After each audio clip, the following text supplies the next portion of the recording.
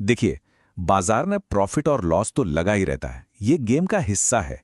लेकिन असली खिलाड़ी वही है जो लॉस के बाद भी टिका रहे। और ज्यादातर लोग यहीं पर गलती कर बैठते हैं। तो चलिए उन 5 पड़ावों को समझते हैं जो एक आम ट्रेडर को एक प्रोफेशनल ट्रेडर में बदलते हैं।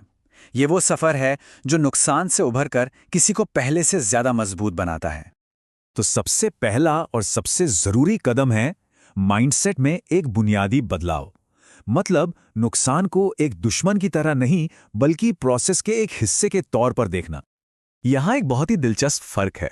एक शौकिया ट्रेडर के लिए लॉस एक पर्सनल अटैक जैसा होता है, उसे लगता है कि वो नाकाबिल है। वहीं एक प्रोफेशनल के लिए यह सिर्फ एक बिजनेस का खर्चा है। सोचिए, जैसे किसी बड़ी कंपनी का एक एड कैंपेन फेल हो गया, तो क्या कंपनी बंद हो जाती है?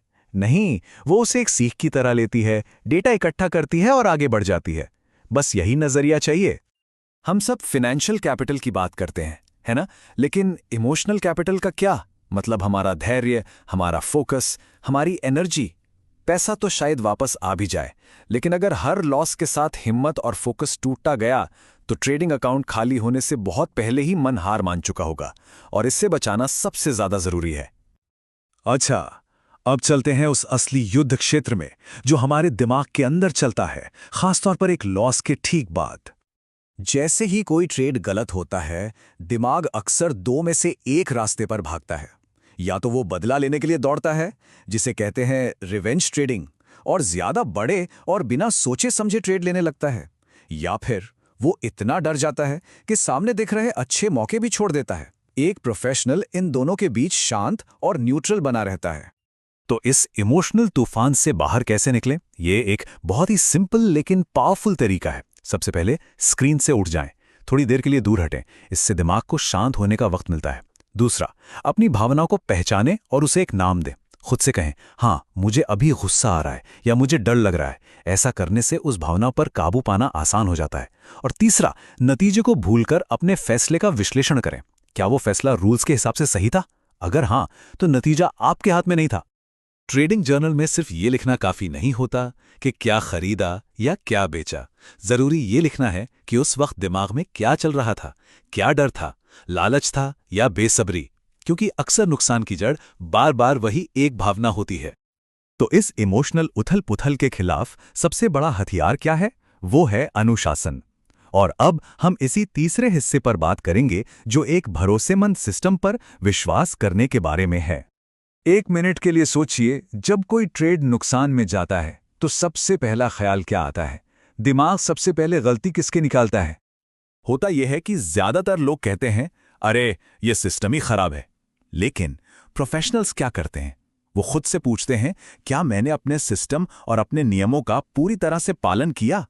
और यही छोटा सा सवाल यही फर्क पैदा करता है। इसको ऐसे समझिए, मान लीजिए कोई बड़ी कंपनी हर हफ्ते अपना लोगो और अपनी टैगलाइन बदल दे। क्या कोई उस पर भरोसा कर पाएगा? बिल्कुल नहीं। ठीक इसी तरह जो ट्रेडर हर एक लॉस के बाद अपनी स्ट्रैटेजी बदल देता है, वो कभी अपने सिस्टम पर भरोसा ही नहीं बना पाता। अब आते हैं चौथे और बेहद जरूरी पहलू पर। यह ट्रेडिंग से जुड़ा नहीं लगता, लेकिन है, और वो है स्क्रीन के बाहर की जिंदगी, जिसमें एक सही बैलेंस होना बहुत जरूरी है। एक कामयाब ट्रेडर की जिंदगी का पोर्टफोलियो बैलेंस्ड होता है।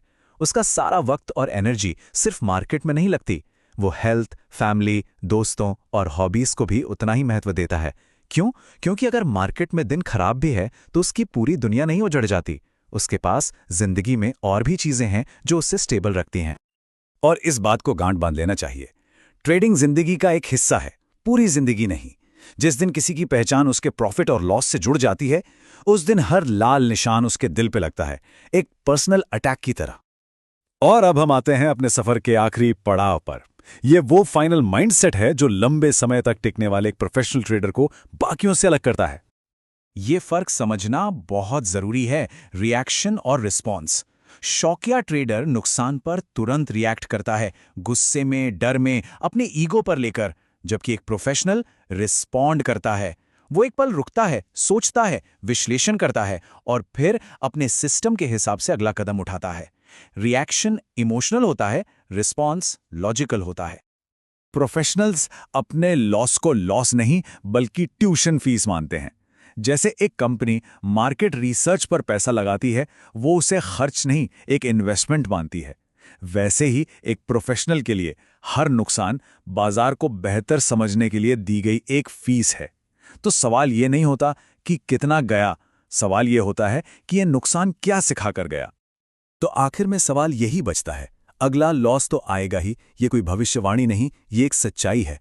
अब उसे एक दिल तोड़ने वाला झटका बनाना है या फिर कुछ सिखाने वाली फीस, ये चुनाव हमेशा ट्रेडर का अपना होता है।